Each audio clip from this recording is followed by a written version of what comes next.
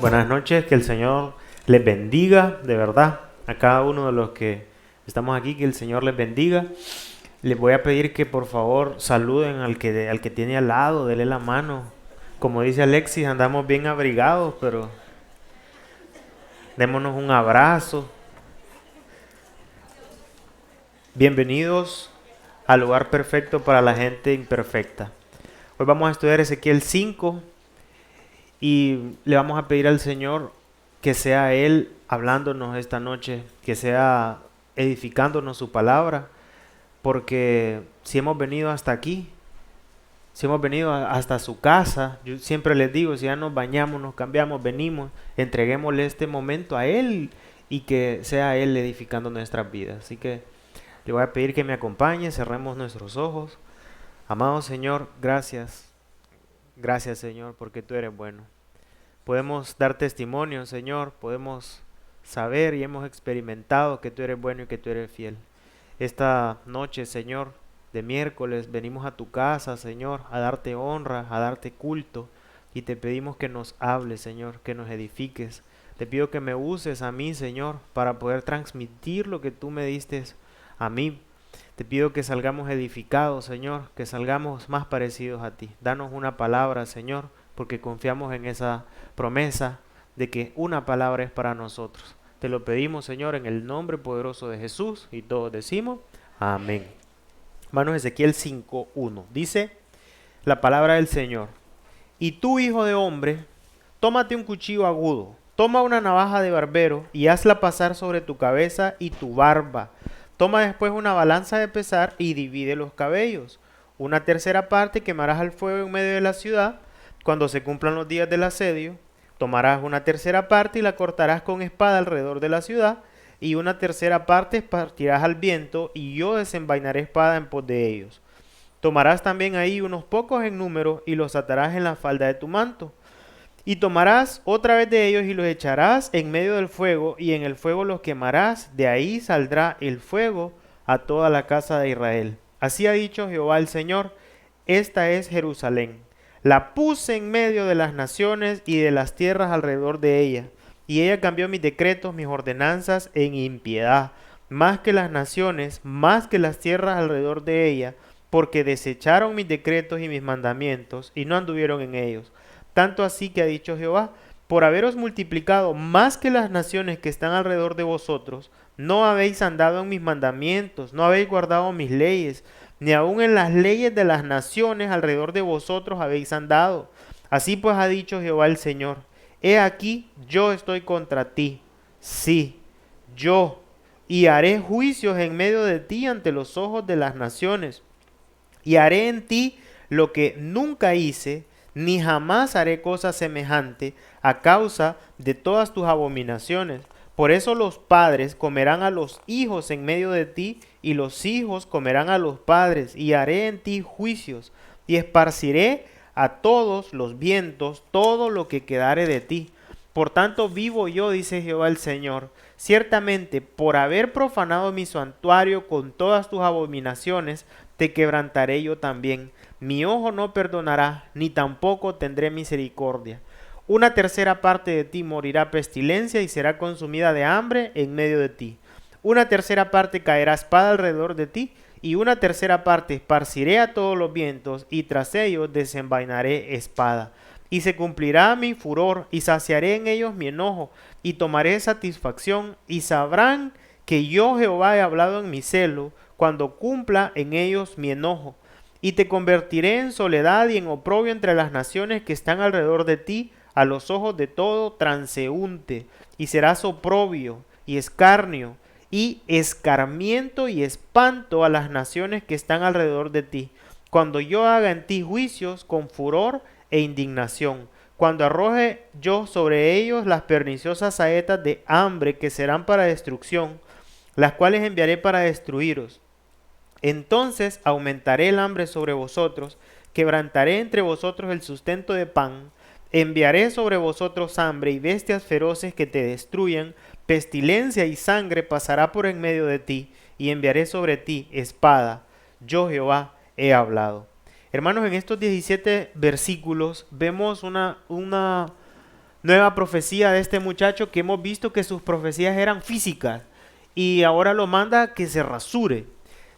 Yo me imagino que la gente al menos ha de haber estado curiosa, pues, de decir qué va a hacer este loco ahora. Porque llevaba más de un año, si usted se acuerda, tirado en el suelo, predicando el mensaje anterior. Y mirábamos ese mensaje que él daba por tanto tiempo, siendo constante, y nosotros nos cuesta un poco ser así de constantes, hasta congregarnos, pues, o sea, ¿será que podríamos nosotros congregarnos, solo congregarnos, no servir, constantemente por 14 meses? Y yo pensaba igual, aún ya estando aquí, a veces como que nos desesperamos, pues, una hora, ya son como las 8:15, y uno dice, ¿qué habla este muchacho?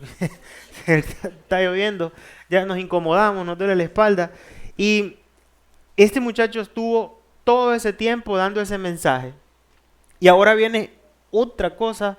Imagínate el pueblo después de ver a este muchacho que lo mira, que agarra, te fijaste, una navaja, una espada y una balanza. Y uno dice, pucha, ¿qué va a hacer este?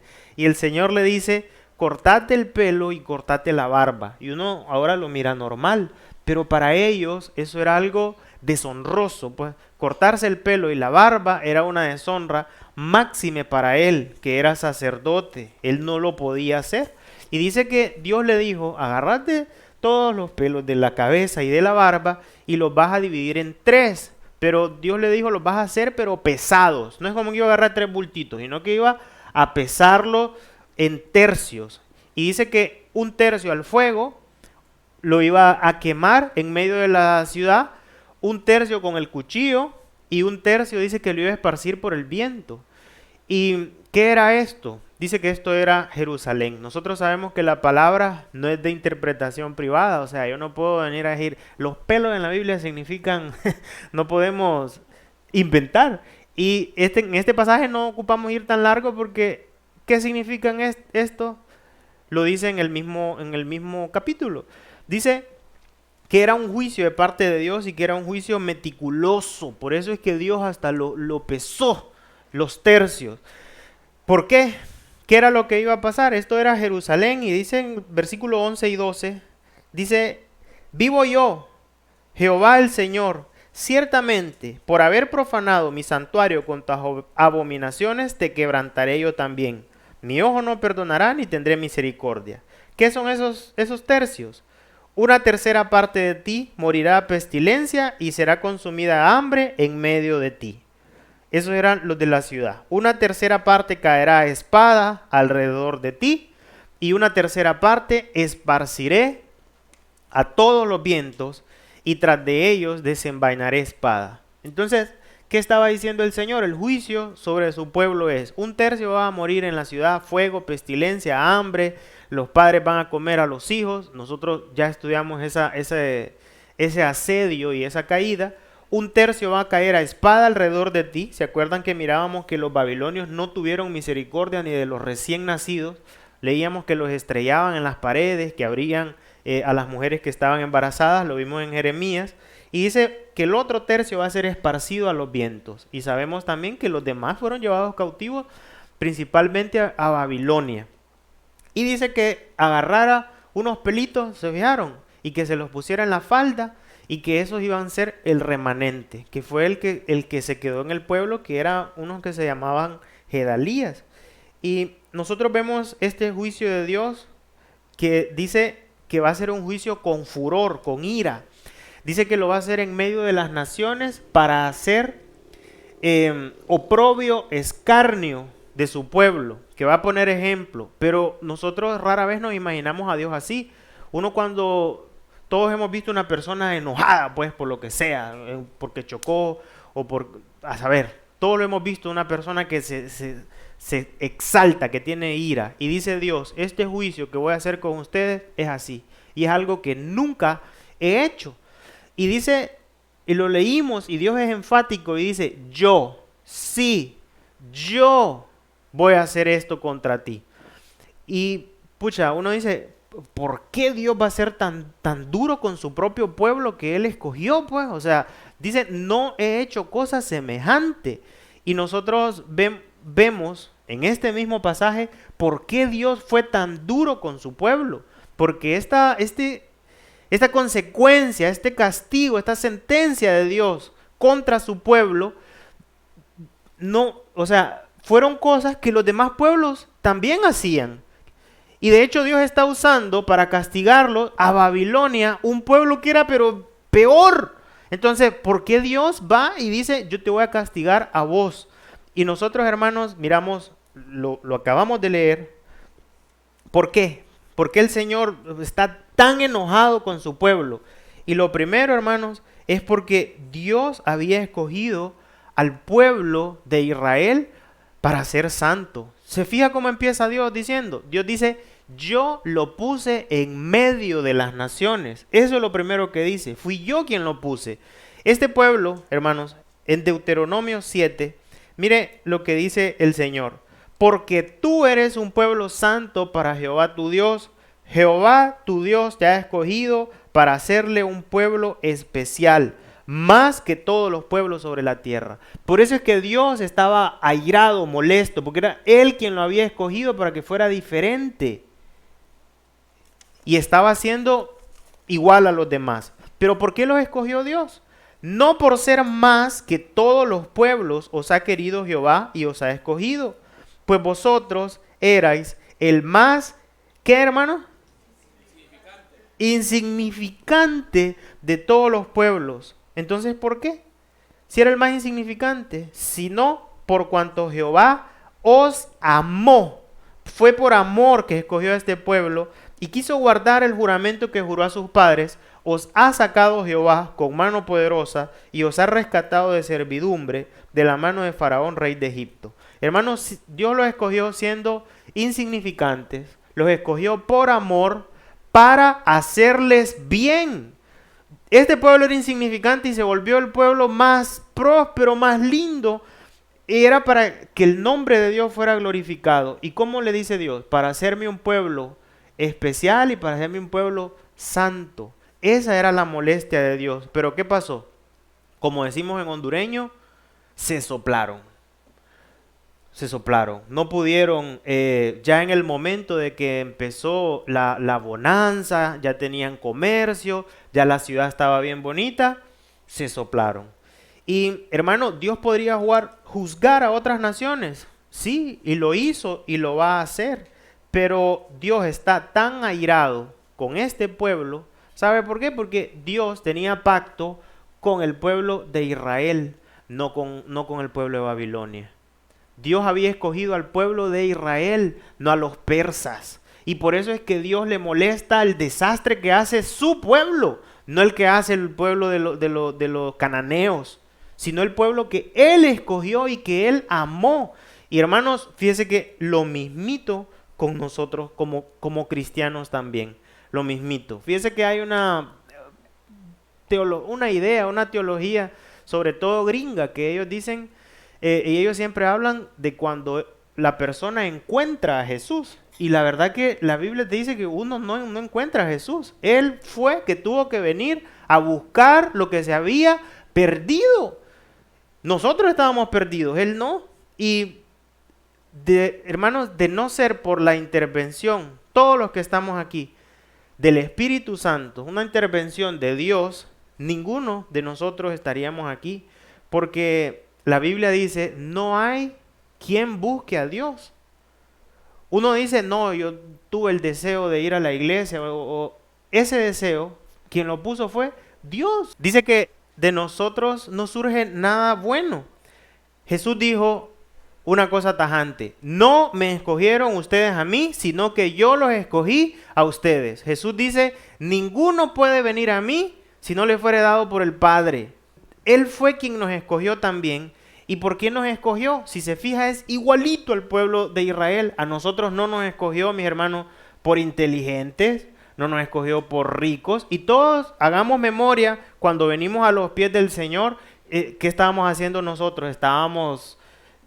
¿Qué éramos? Estábamos escribiendo, haciendo algún invento, inventando alguna vacuna nosotros, en alguna genialidad. Dice la Biblia... y hasta lo traje. 1 Corintios porque es una cuestión que nos tiene que mantener humildes. Dice, miren hermanos, no está ahí, pero búsquelo en su Biblia, o péguesele ahí al que tiene al ladito. Primera de Corintios, miren hermanos su vocación, o sea, miren su llamado, pues no soy muchos sabios según la carne. Y por eso les digo con todo respeto, ¿verdad? Porque yo tampoco. ¿Quién de nosotros es inventor? ¿O quién de nosotros es una persona, que lo consultan para ver cómo está la economía? ¿Cómo venimos al Señor? Dice, no somos poderosos ni no somos nobles. ¿A quién de nosotros lo invitaron a la boda del príncipe allá en... Si a veces no nos invitan a las de nuestra familia. Dice, no somos nobles. No fue por eso que nos escogió Dios, sino que lo necio del mundo escogió Dios. Lo que incluso en nuestras familias podrían decir, no, me puede convertir cualquiera, menos este. ¿Para qué? Para avergonzar a los sabios. Lo débil del mundo escogió Dios para avergonzar a lo fuerte. Y lo vil del mundo y lo menos preciado escogió Dios. Y lo que no es para deshacer lo que es. Fue Dios, mi hermano, quien nos escogió y nos llamó. Y yo no creo que haya ninguno de nosotros aquí que nuestra familia y nuestros amigos hayan dicho, yo siempre supe que Sadi iba a ser un gran cristiano, ese muchacho tenía... Nadie. ¿Por qué dice Dios en el versículo 29? A fin de que nadie se jacte en su presencia. Nadie. Aquí tenemos que venir en humildad. Mas por Él estáis vosotros en Cristo Jesús, el cual nos ha sido hecho por Dios sabiduría, justificación, santificación y redención. Ahí está toda la vida cristiana y todo lo hizo Cristo para que, como está escrito, el que se gloría, gloríese en el Señor. Hermanos, Dios nos escogió, así como al pueblo de Él, siendo vil, necio, menospreciado, para gloria de Él. Y así como Dios podía juzgar a Babilonia, a los medos, a los persas y a todos los demás, igual habrá mucha gente que nunca ha nacido de nuevo, pero los ojos de Dios están sobre sus hijos, sobre los que Él llamó, sobre los que Él escogió. Entonces, Él, mis hermanos, así como Él hizo un pacto con Israel, dice que nosotros estamos en un nuevo pacto. Y nosotros algún día le dijimos al Señor, Señor, te entrego mi vida. Entonces, ¿cómo nos va a exigir más de nosotros que de otro que nunca ha tenido nada que ver con Él? Claro que el Señor espera más de nosotros. Y claro, mis hermanos, que una vez que nosotros nacemos de nuevo, los ojos de Dios están sobre sus hijos, pero los ojos del mundo también y de los mundanos.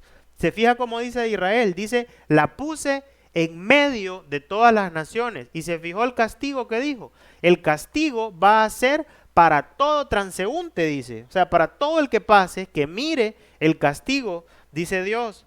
O sea, nos pone, mis hermanos, en medio.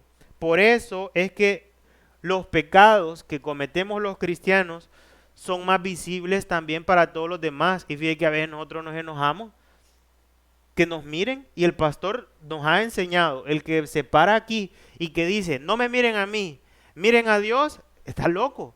Y lo mismo, el cristiano que andamos allá en la calle y que decimos, yo soy cristiano, pero no me miren como ejemplo a mí. Nosotros somos luz y somos sal, y si no miran algo diferente en nosotros, entonces, ¿en quién lo van a ver? Por eso es claro que un pecado, una mala palabra que se le salga a X persona en tu trabajo, no pasa nada, pero te sale a vos, inmediatamente empiezan a decir, qué barbaridad, y así va la iglesia. Y hermanos, fíjense que eso nosotros no nos tenemos que enojar. La Biblia dice que la creación tiene un deseo ardiente de la manifestación de los hijos de Dios. O sea, está expectante el mundo a ver qué vamos a hacer nosotros de distinto, porque nosotros, hermanos, estamos representando a Dios. ¿Cuántos somos hijos de Dios aquí? Amén. Bueno, entonces, si somos sus hijos, lo estamos representando a Él en esta tierra. Actuemos acorde al papá que tenemos. Andemos conforme a ese llamado. en Efesios 4, dice, yo pues, le dice Pablo a su iglesia, dice, yo pues, preso en el Señor, mire que Pablo, qué humildad tenía, les ruego que anden como es digno de la vocación con que fuiste llamados. ¿Cómo? Con toda humildad, así como decía, ¿se acuerda? Nadie se jacta en su presencia. Bueno, aquí te dice, con toda humildad y mansedumbre, soportándonos con paciencia los unos a los otros en amor. Hermanos, ser dignos del llamado es vivir una vida humilde, vivir una vida, como dice ahí, en mansedumbre y en amor, porque nosotros damos testimonio de nuestro Padre aquí en la tierra. ¿Qué quiere decir esto, mis hermanos? Que nosotros, ¿sabe cómo nos llama la Biblia? Sus testigos. O sea, Hessler conoce a Dios. En su barrio y tal vez su familia no lo conocen, pero él es el que sí lo conoce. Él es el Hijo de Dios y se tiene que comportar así. ¿Sabe cómo nos llama la palabra? No solo nos llama hijos, testigos, nos llama embajadores. O sea, un trabajo, pues, nosotros estamos representando a Dios aquí en la tierra y nosotros representamos al que nos mandó. Y por eso dice Pablo, yo les ruego que anden como es digno de ese llamado. ¿Cómo es digno, mi hermano? Yo les digo, cuando nosotros, aunque sea, nos manden a hacer un mandadito chiquito, que nos mande otra persona, nosotros estamos representando a esa persona. Si el ingeniero me manda a mí, póngale un mandadito, me dice, Camel, anda a traerme unas barbacoas, por favor. Yo les voy a decir que te mandé. Y dice él, le voy a mandar a un hermano de la iglesia, él se llama Camel. Yo cuando llegue a ese lugar y diga, yo vengo a traer las barbacoas de Galeas, ¿a quién estoy representando? A Galeas. Y si yo llego insultando a la gente, ¡ajá, hijos de...! Si yo llego escupiendo, si yo llego regañando a las personas, si yo no les voy a pagar esto, y llego a comer de la nafre, yo llego a hacer un desastre, entonces, ¿a quién le van a reclamar? A Galeas. Le van a decir, no, hombre, Galeas, ese hombre es loco. Y ese hombre va a tu iglesia, ese hombre es un charlatán, y ese hombre predica, y ese hombre es tu amigo. Y Galeas, ¿cómo se va a sentir, hermano? Avergonzado. Claro que se va a sentir avergonzado. Y mire que puse un mandadito sencillo y solo con amigos. Ya imagínate un padre representando a un hijo. No a traer una barbacoa, sino ser embajadores del reino y que diga, yo soy hijo de Dios, y que nos andemos comportando así como salvajes. Hermanos, por eso lo primero, al igual que este pueblo, honremos ese llamado que tenemos. Dios nos llamó siendo vil, necio y menospreciado. Y sepamos que donde nosotros vayamos y cada vez que sepan que somos cristianos, nosotros estamos representando a ese Dios. Y lo segundo, hermano, es que Dios lo escogió para hacerle bien. Y yo les pregunté, ¿quiénes son hijos de Dios? Y la mayoría me dijo amén. ¿Amén? ¿Dios ha sido bueno con usted? Eso es una cosa fija. Y lo mismo con el pueblo. Dios escogió este pueblo, dice que era el más insignificante, lo leyó. Y lo hizo un pueblo, lo engrandeció a ese pueblo, lo prosperó. Pero ¿qué hizo el pueblo? En lugar de ser un testigo, un embajador para las naciones paganas de que Dios es poderoso, dice que Israel se volvió más idólatra. Dice que desechó los decretos de Dios y se volvió más impía que los demás. Mire, versículo 5 del pasaje de hoy. Así ha dicho Jehová, esta es Jerusalén y la puse en medio de las naciones y de las tierras alrededor de ella. Ok, Dios la escogió. Y ella cambió mis decretos y ordenanzas en impiedad más que las naciones y más que las tierras alrededor de ella, porque desecharon mis decretos y mis mandamientos y no anduvieron en ellos. Por tanto, así ha dicho Jehová, por haberos multiplicado más que las naciones que están alrededor de vosotros, no habéis andado en mis mandamientos, ni habéis guardado mis leyes. O sea, como te fue bien, no has desechado los mandamientos. Y va más y dice, y ni aún en las leyes de estas naciones que estaban alrededor de ustedes han andado. O sea, lo hicieron peor. ¿Qué sucedió, mi hermano? Al verse bien, este pueblo insignificante, igual que nosotros, cuando el Señor nos escoge, y te has fijado, este pueblo insignificante empezó se asentó, hicieron sus ciudades, pusieron sus muros, ¿y qué empezaron a decir cuando empezaron a sembrar y todo? Empezaron a pedir su propio rey, empezaron a poner becerros e ídolos, empezaron a querer ser igual que las demás naciones. Y fíjense que lo mismo nos sucede a nosotros cuando el Señor nos escoge vil, necio y menospreciado. ¿Te has fijado lo que hace el Señor siempre con sus hijos? Empieza a restaurar sus vidas, amén. Le empieza a restaurar su familia, le da un trabajo, ya lo miras al hermano más gordito, más bonito. Ya empezamos nosotros a disfrutar de las bendiciones del Señor. ¿Y qué sucede? Igual que el pueblo, tenemos una urgencia, un deseo de ser igual que los demás, pero es una necesidad realmente, porque hermano, fíjese que la verdadera dificultad de perseverar es cuando estamos en abundancia, en bendición, no en los tiempos de refrigerio. ¿Usted se acuerda en el Éxodo? Cuando el pueblo iba por el desierto, Dios literalmente les daba el maná y les ponía una nube para que no se quemaran y un fuego para que no se congelaran. Y este pueblo murmuraba, era rebelde, se desanimaba, pero tenía que seguir caminando porque si no se moría en el desierto. O sea, tenía que hacer de tripas corazón y seguir atrás de Moisés, porque si no se moría.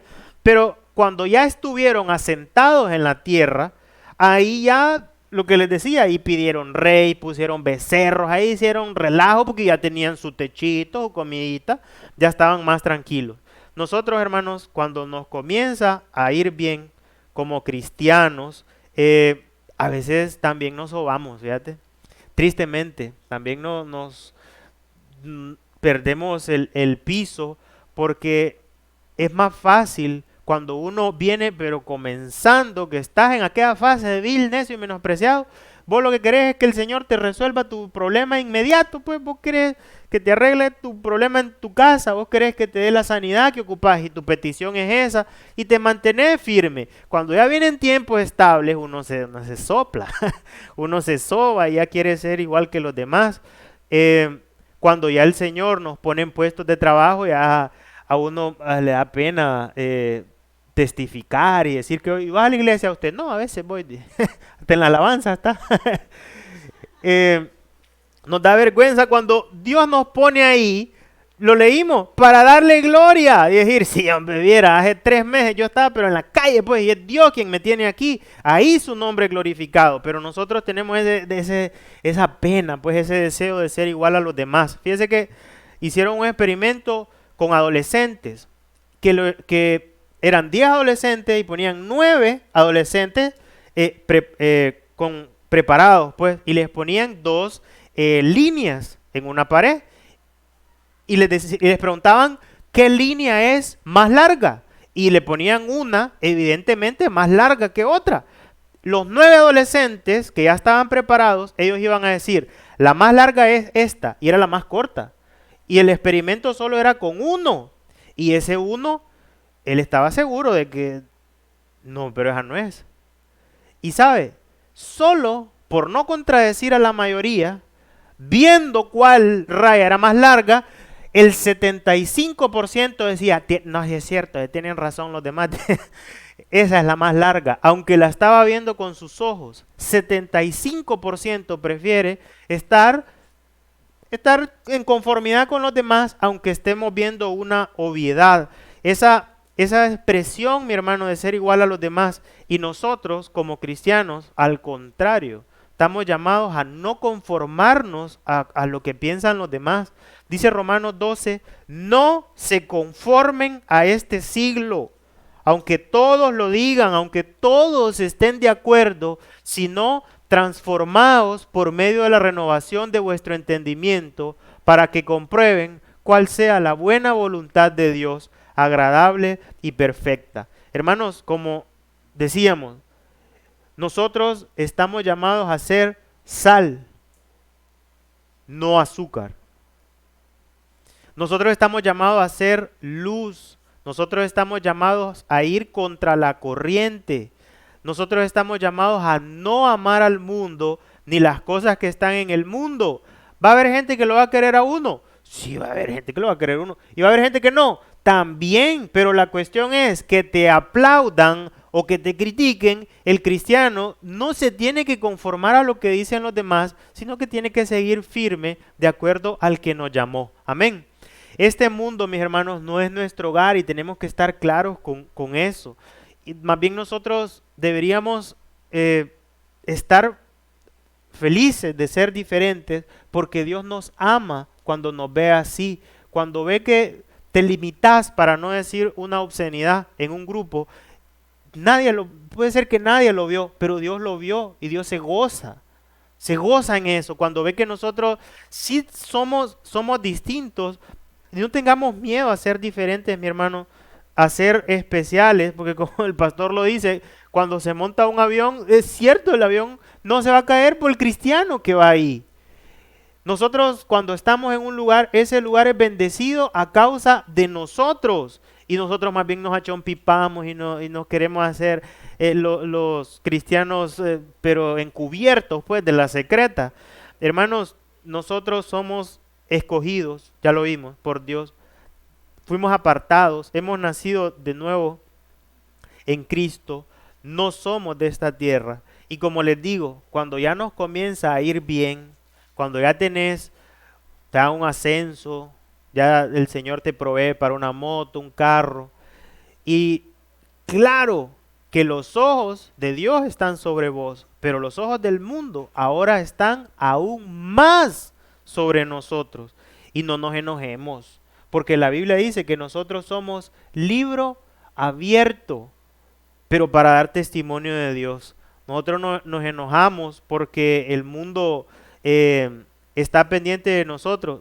Claro que lo van a estar y está bien que así sea. Dice que en los tiempos de los apóstoles, la gente quedaba viendo a los apóstoles esperando recibir algo de ellos. Y que el apóstol más bien le dijo, no tengo oro ni plata, pero lo que tengo te doy. Y nosotros nos enojamos porque esperan algo diferente de nosotros, nuestra familia, en nuestro trabajo. Claro que tenemos que dar algo diferente, hasta en el deporte que hagamos, en el fútbol, en la escuela, en las clases, en nuestros negocios, en nuestro trabajo.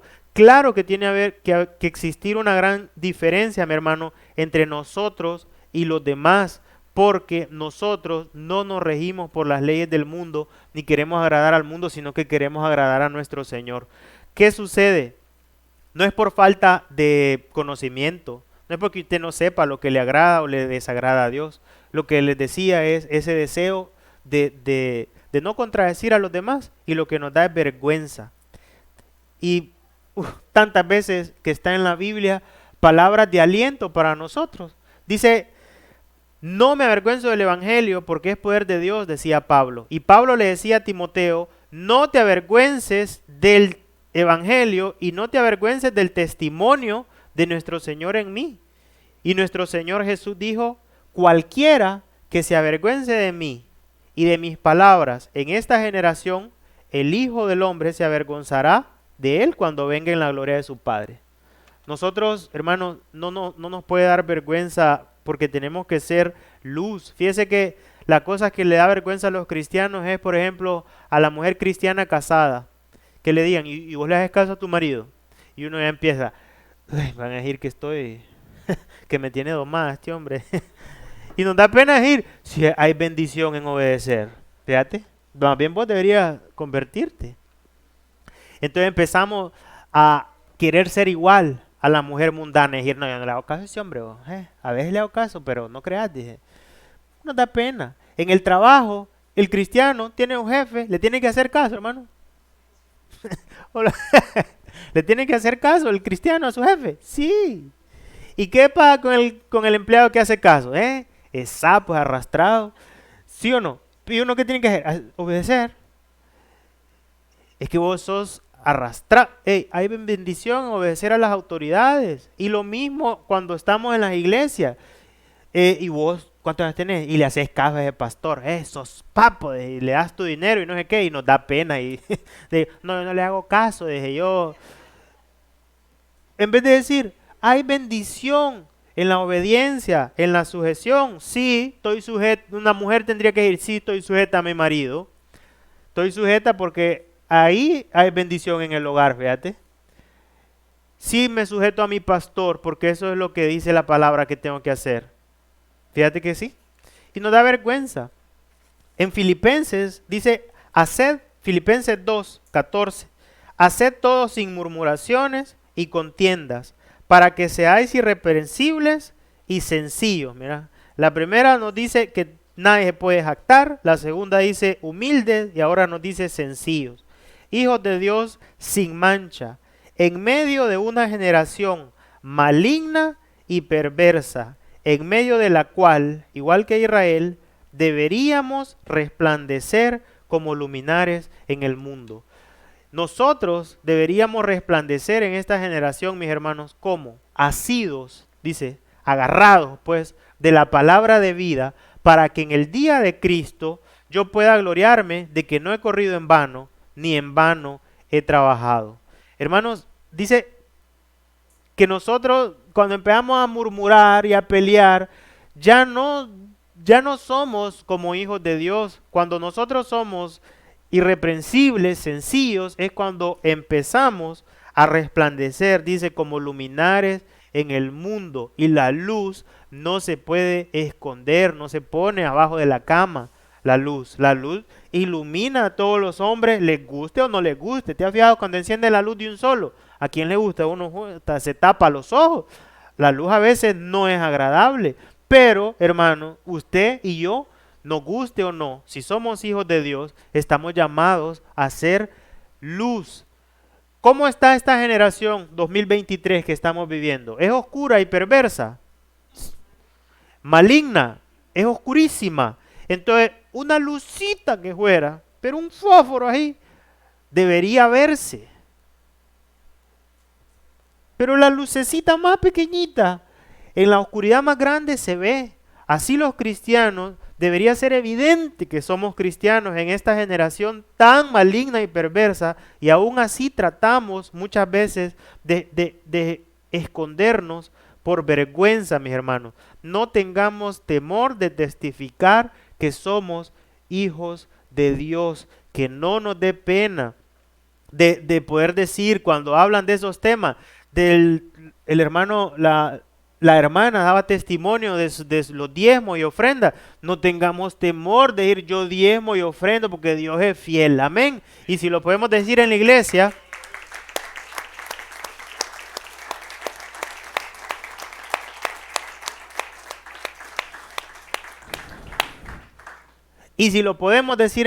hermano, ¿por qué no lo vamos a decir afuera? ¿Cuál es la pena que tenemos?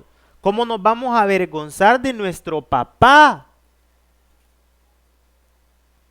No nos podemos avergonzar de nuestro padre, de decir, ¿a dónde va? Voy a congregarme, voy a la iglesia, me toca servir sin temor, sin vergüenza de desagradar o sin aquella cuestión de, pero que es como un castigo, pues, que nos llevan. No tener, hermanos, vergüenza de orar por nuestros alimentos. Algo tan sencillo, si lo podemos hacer aquí, lo hacemos en casa, porque nos va a dar pena con 4 compañeros de trabajo que ni se van a acordar después, hermano. Créeme que es lo más importante, que no les interesa. Lo más que te pueden decir es puro papo, galea. Eso es todo. Y después van a seguir en su tema. Mientras que para nosotros es avergonzarnos de nuestro Señor. Nos ven una oportunidad de dar testimonio por 3, 4 pelones que están ahí. ¿Qué nos interesa lo que puedan decir? Nuestra comida viene de Dios. Amén. ¿Le querés dar gracias? Dale gracias. Gracias, Señor, por esta comida. No tengamos, mi hermano, temor de testificar, de decir todo lo que tengo y todo lo que soy es gracias a mi Padre Celestial. ¿Qué sucede? Que como vimos ahí, cuando nosotros no estamos asidos de esa palabra de vida, agarrados, y la desechamos, esa palabra, dice que nos volvemos como Israel, que nos volvemos peor que las demás naciones. Nos volvemos peor, pecamos peor que los mundanos, pues. Usted mira pecados de hermanos cristianos o de iglesias o ministerios que se destruyen, que son más vergonzosos que los de los mismos mundanos. Y por eso, mis hermanos, es que dice la palabra que el juicio debe comenzar ¿por dónde? Por la casa, por la casa. Por eso es que los demás pueblos podían hacer cualquier cosa y Dios no se iba a molestar tanto. Y por eso es que las demás personas pueden hacer cualquier cosa y al Señor no le molesta, porque el Señor no los había escogido y el Señor no los había puesto como tenía Israel y como nos tiene a nosotros. Por eso, hermano, y yo me recordaba del hermano Carías que daba ese testimonio de su diezmo, ¿se acuerda? Que no dio un diezmo. Bueno, eso, yo decía, ¿cuántos bomberos no dan diezmo? Y no les va a pasar eso jamás. ¿Por qué? Porque los ojos de Dios no están puestos sobre los demás, están puestos sobre el hermano Fabi Carías. Y así es con cada uno de nosotros. Y uno dice, pucha, yo hago 1 o 2 pecaditos, dije, ya me estoy, pero revolcado, pues. Y uno mira otras personas que viven una vida, pero exageradamente desastrosa. Y vos mirá, aquí tranquilos están, pues, relajados andan. Y eso es lo tercero, hermano. Dice que Israel pecó peor que las naciones paganas. ¿Y qué quiere decir eso? Que hay como una escala de pecados graves, pecados... No, lo que quiere decir, y eso está en el versículo 11, dice, por tanto vivo yo, dice Jehová, ciertamente por haber profanado mi santuario con tus abominaciones te quebrantaré yo también. Mi ojo no perdonará, ni tampoco tendré yo misericordia. Hermanos, ¿por qué era tan grave lo de Israel? Porque los paganos no tenían un santuario de Dios. No lo tenían. Ellos, Israel sí, y lo profanó con cosas abominables. Los paganos jamás tuvieron la ley de Dios como Dios se la dio a Moisés. Jamás tuvieron ese llamado de Dios. Nunca tuvieron profetas en medio de ellos. Ezequiel, Jeremías iban a predicarle a Israel. Ellos no le iban a predicar a los demás pueblos. Entonces, por eso es que Dios dice, estoy contra ti, porque ellos representaban a Dios en esta tierra. Y nosotros, hermanos, como cristianos, igual, porque nosotros no es que necesariamente vamos a hacer cosas peores que los mundanos, pero es que nosotros sí tenemos un llamado a ser santos, que al mundano todavía no se le ha revelado. Nosotros, mis hermanos, tenemos palabra que nos limpia y profeta, nuestro pastor que nos predica semanalmente, y ellos no. ¿Usted cree que es lo mismo, por ejemplo, que un primo tuyo que nunca ha ido a la iglesia, que ese primo tuyo mire pornografía y se masturbe, a que lo haga usted, hermano? O, por ejemplo, lo que nos predica el pastor de ver películas satánicas. ¿Vos crees que es lo mismo que lo haga X persona que en su vida ha escuchado una prédica, a que lo haga usted que ha escuchado 15 veces eso? Nosotros tenemos esa palabra que nos limpia y los profetas que nos hablan, ellos no lo tienen. Nosotros ya no tenemos un templo como el santuario que dice ahí. ¿Sabe cuál es el templo de Dios ahora? Nuestro cuerpo, que es más responsabilidad todavía. Es más responsabilidad, porque un cristiano puede decir, yo solo me masturbé, yo solo forniqué, 1, 2 veces, y tenemos las consecuencias, y aquella mujer o aquel hombre tienen años, y uno dice, ¿por qué no le pasa a aquel? Porque su cuerpo es templo y morada del Espíritu Santo, el de aquel todavía no. Y eso es lo principal que nosotros tenemos, mi hermano, el Espíritu Santo que nos redarguye de pecado, y ellos no lo tienen. Por eso es que del cristiano se demanda más, porque cuando nosotros vamos y pecamos, el Espíritu Santo te recuerda la prédica, y te dije, eso lo leíste en la Biblia, que no le agrada a Dios. Eso te lo predicó el pastor aquella vez, que no le agrada a Dios. ¿Y qué hace uno? Continúa a pesar de lo que te está diciendo el Espíritu Santo. Y nosotros, mi hermano, claro que es peor porque nosotros tenemos el testimonio en nuestras vidas y hemos experimentado que Dios es bueno y que es real. Amén.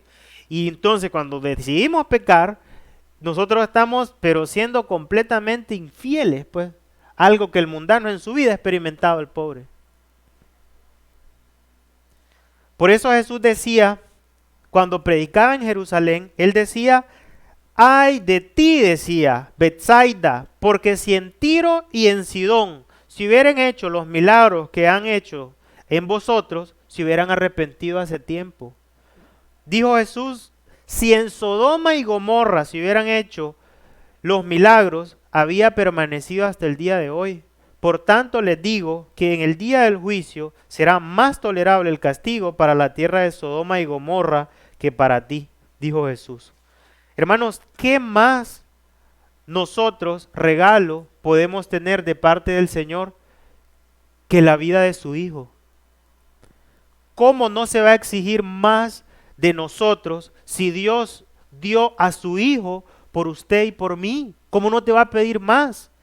Fíjese que yo leía que había una muchacha, eran dos amigas y una tuvo un problema en un órgano que son dos, que se puede donar uno. No me acuerdo cuál es ahorita. El riñón. Bueno, ajá, el riñón por bola, que era una.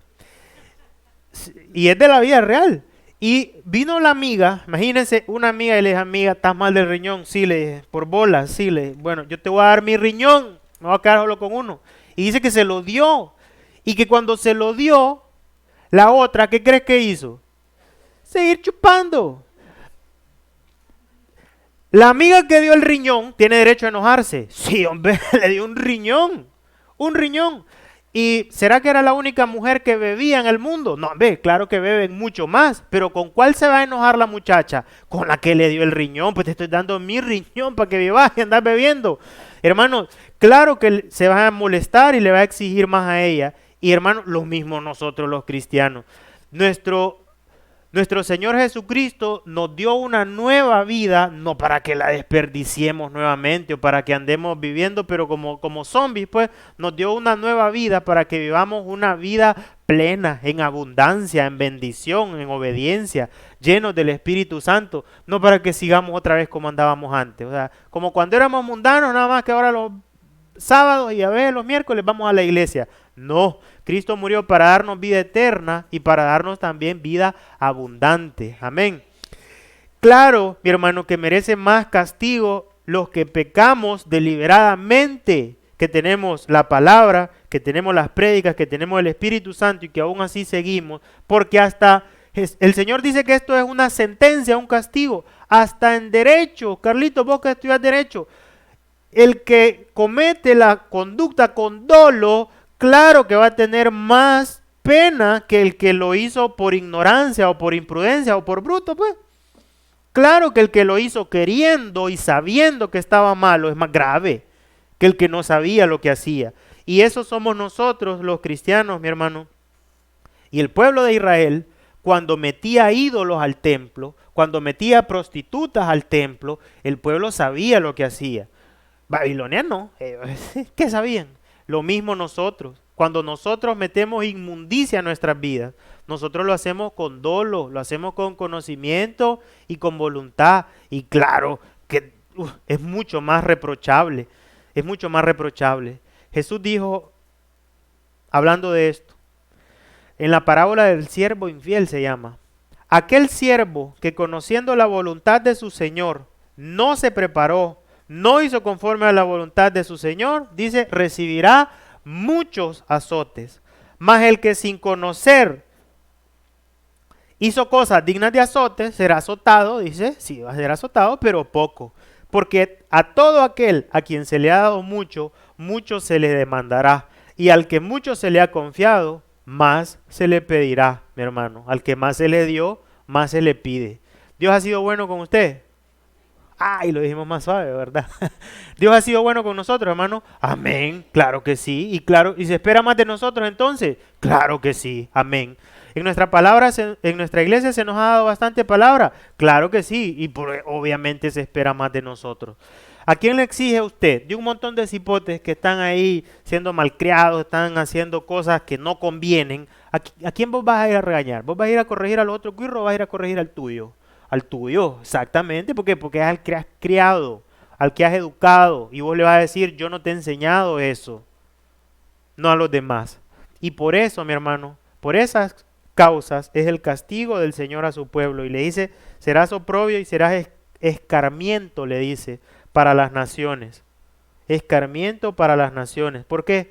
Porque si hubieran obedecido el pacto, iban a tener bendición como lo tuvieron antes en los tiempos de David, de Salomón. Y como quebrantaron el pacto, entonces, ¿qué tiene que hacer Dios? Escarmiento se llama. ¿Qué sería, qué credibilidad tendría Dios si no castiga ni a su propio pueblo? Así como usted como papá, ¿qué credibilidad puede tener si no castiga ni a sus propios hijos?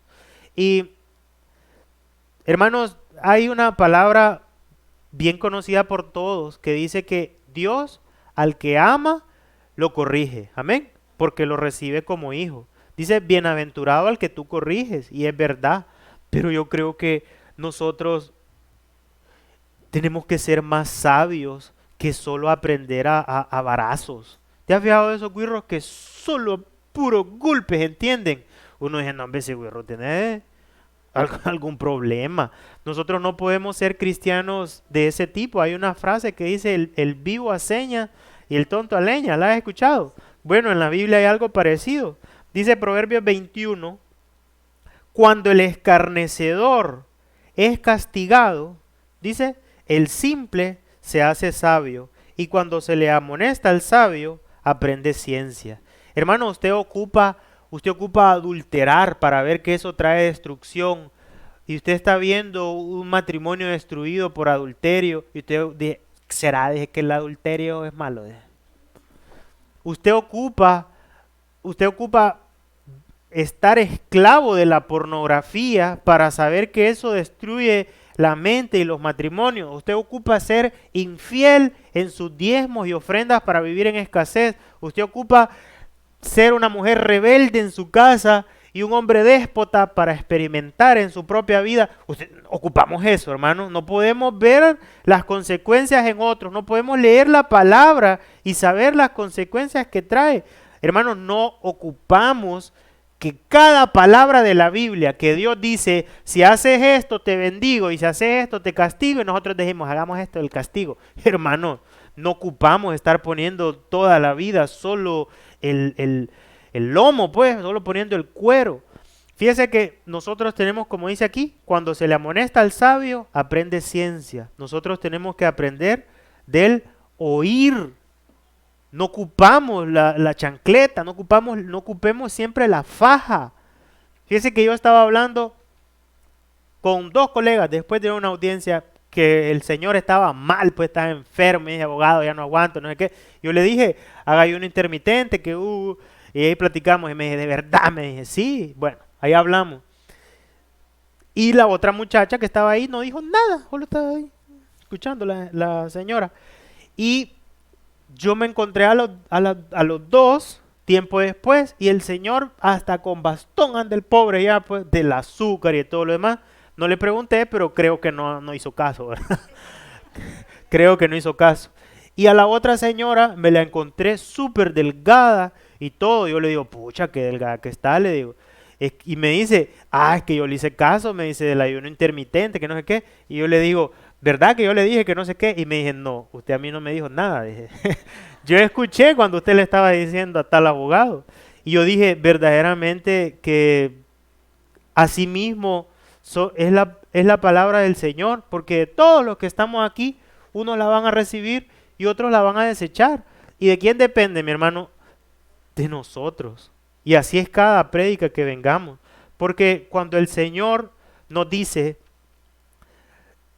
desde Deuteronomio 28, yo pongo camino de bendición o de maldición de bendición si obedeces y de maldición si desobedeces. ¿Usted qué cree que quiere Dios, mi hermano? Castigarnos. Dice que si nosotros, siendo malos, le podemos dar buenas cosas a nuestros hijos, cuánto más Él. Cuando usted como padre le dice a su hijo, mira, si pasás, te voy a regalar tal cosa, pero si te aplazás, te voy a castigar.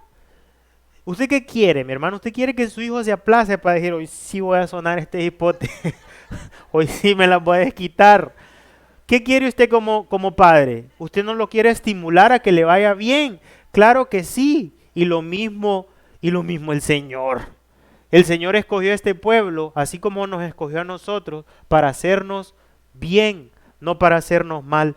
Y yo quiero, hermanos, con una promesa también de Deuteronomio, porque que se llama promesa de restauración, porque Dios es tan misericordioso que aún a los que hemos pecado siempre nos tiende la mano para regresar. Dios no es un Dios que dije, te equivocaste, pues te fregaste, te vas a la calle, porque nosotros no haríamos eso con nuestros hijos, menos Él que es tan amoroso.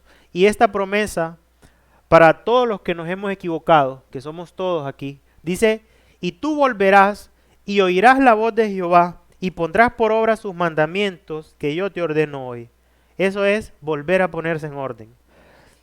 Y te hará Jehová tu Dios, mira qué lindo es el Señor, abundar en la obra de tus manos, en el fruto de tu vientre, en el fruto de tu bestia, en el fruto de tu tierra, para bien, porque Jehová volverá a gozarse sobre ti.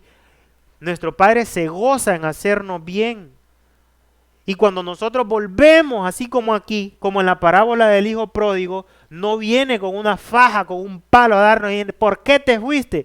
Nos recibe, dice, con un anillo y con un animal engordado, con gozo, para bien, de la manera que se gozó sobre tus padres, cuando obedecieres la voz de Jehová tu Dios, para guardar sus mandamientos y sus estatutos en este libro de la ley, cuando te convirtieres a Jehová, con todo tu corazón y con toda tu alma. Hermanos, así nos espera el Señor.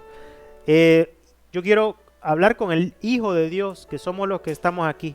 Si hemos estado por el camino equivocado, el Señor hoy te dice, regresa, que te voy a bendecir con gozo.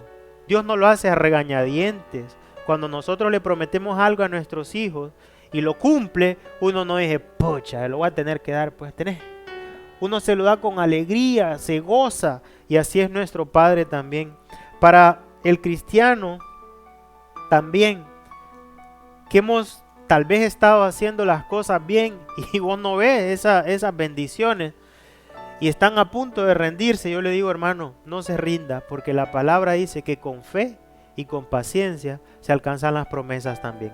Volvámonos, hermanos, a Dios, porque Dios ese es Dios de segundas oportunidades, porque sí va a haber un día del juicio, claro que sí, así como lo hubo para ese pueblo ahí llegó, con los tercios de pelos, ya había llegado el día del juicio, pero para nosotros ese día, hermanos, no ha llegado aún, y para nosotros todavía hay esperanza, y por eso dice la palabra, cuando oyeres la voz, no endurezcas tu corazón. No endurezcas tu corazón. Hermano, Dios quiere glorificarse, glorificar su nombre en sus hijos que le creen. Dios quiere hacernos bien. Y dice que el Señor, la palabra dice que más bien Él mira hacia la tierra y dice, hallará Dios fe en la tierra. Hallará a Dios quien le crea, pues, quien quiera agarrar esas bendiciones, porque es necesario, mi hermano, que el que se acerca a Dios crea que le hay y que es galardonador de los que le buscan. Yo quiero que oremos esta noche y le demos gracias al Señor porque no nos ha pagado conforme a nuestras obras ni conforme a nuestra fidelidad, porque a pesar de que hemos sido infieles, Él sigue siendo fiel. Gracias, Señor, por tu palabra, Señor. Gracias por esta noche. Porque hoy vemos, Señor, cómo llegó ese juicio, Señor, sobre ese pueblo y fueron quemados, fueron esparcidos, Señor, cómo ese pueblo sufrió ese juicio, Señor, que para nosotros es una advertencia, Señor, que para nosotros ese juicio todavía no llega y lo que hoy tenemos es una promesa de misericordia, Señor. Es una promesa, Señor, de que al volver a casa vamos a tener ese anillo, ese animal engordado, Señor. Te pido, Señor, que podamos caminar como cristianos, Señor, con dignidad del llamado que tú hiciste en nosotros. Que donde quiera que caminemos, que hablemos, donde quiera que nos conozcan, Señor, se sepa que hay algo distinto en nosotros, que hay un hijo, una hija de Dios, Señor, en ese lugar. Que miren, Señor, que no nos avergonzamos, Señor, de ser hijos, de ser llamados hijos tuyos, Señor, que no nos avergonzamos de obedecerte, que no nos avergonzamos de reconocer que no es por nuestros méritos, que no es por nuestra sabiduría, sino que toda la gloria es para ti, Señor. Hoy te pido que guardes esta palabra en nuestra mente y en nuestro corazón, Señor, y que hagas en nosotros señal para bien. Gracias, Señor, por habernos escogido y adoptado, Señor, como hijos, habernos recibido en tu familia, y gracias por ser nuestro Padre, Señor. Gracias, Señor, por esas hermosas y grandísimas promesas que hemos alcanzado algunas, Señor, pero las queremos alcanzar todo lo bueno que tú tienes para nosotros en esta tierra. Queremos vivir, Señor, esa vida eterna contigo cuando nos encontremos en nuestra patria celestial, pero también queremos vivir una vida abundante aquí, Señor, reflejándote que tú eres bueno, que tú eres poderoso, Señor, y que tú eres galardonador de los que te buscan. Gracias por esta palabra, Señor. Gracias por nuestras familias y por tantas cosas que nos das que ninguna cantidad de dinero puede comprar. Llévanos con bien a nuestras casas. Bendícenos y bendice a cada hermano, Señor, que hoy no pudo venir, que nos ve por internet. Llévanos, Señor, con bien. Y te pido que nos acompañes, Señor, hasta el fin del mundo. Te lo pedimos todo, Señor, en el nombre poderoso de Jesús. Y todos decimos amén.